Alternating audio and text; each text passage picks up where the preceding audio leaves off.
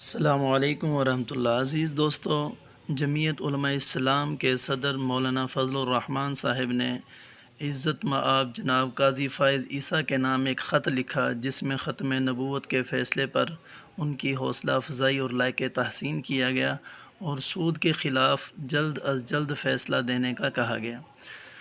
اس خط میں جو لکھا اس کی عبارت کچھ یوں ہے کہ عزت مآب جناب قاضی فائز عیسیٰ صاحب، chief justice supreme court of Pakistan, Islamabad. السلام علیکم ورحمۃ اللہ۔ امید ہے آپ بخیر و عافیت ہوں گے۔ مجھے یہ کہتے ہوئے مسرت ہو رہی ہے کہ ختم نبوت کے حوالے سے آپ کا آخری مختصر فیصلہ انتہائی لائق تحسین ہے۔ گزارش ہے کہ تفصیلی فیصلہ جلد جاری کیا جائے تاکہ اسلامیہ نے پاکستان پوری طرح مطمئن ہو جائیں۔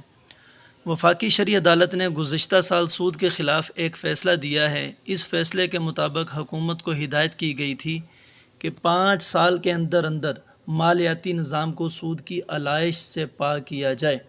اس فیصلے کے خلاف کچھ بینکوں نے سپریم کورٹ میں اپیلیں دائر کی ہیں۔ اس قسم کی اپیلیں اللہ تعالیٰ اور خاتم النبیین صلی اللہ علیہ وسلم کے احکامات کی کھلی بغاوت ہیں۔ میری درخواست ہے کہ ان اپیلوں کو نمٹانے کے لیے متعلقہ عدالتی فورم کا جلد از جلد اجلاس بلا کر اسلامیہ وطن کی تشفی کا اہتمام کیا جائے تاکہ حکومت سود سے پاک مالیاتی ڈھانچے کی تشکیل کے لیے اقدامات اٹھائے جانے کے لیے کام شروع کرے۔ اللہ تعالیٰ آپ کو جزائے خیر عطا فرمائے۔ والسلام۔